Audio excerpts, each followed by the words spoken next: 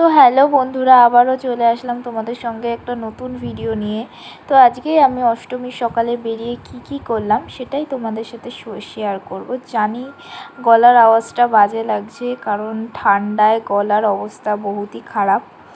তো দেখতেই পাচ্ছ, রাস্তায় যাওয়ার পথে প্রচণ্ড বৃষ্টি হয়ে আমরা তো পুরো ভিজে একদম চুপচুপে হয়ে গেছি।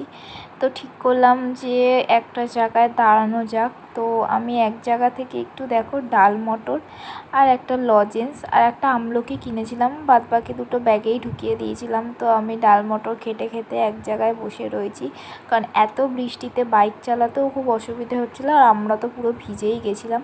আর সামনেই আমাদের মহারানীকে আমরা দাঁড় করিয়ে রেখে, তো বাইকে যেতে যেতে দুটো ক্লিপ নিয়েছিলাম। তো দেখো ডুয়েল ভিডিও একটা, আমি অপশানটা জানতাম না, তো নতুন এসছে, তো বেশ ভালোই লাগছিল। তো এইদিকে ঘুরে ঠুরে বাড়িতে চলে এসেছি। রাস্তায় সেমন কিছু খাওয়া দাওয়া করিনি, কারণ রেস্টুরেন্টগুলোতে এত ভিড় আর এত খিদে পেয়ে গেছিলো যে দাঁড়ানোর মতো সিচুয়েশান ছিল না। তাই বাড়িতে এসে আমি আমার মলুর সাথে একটু কথা বলছিলাম।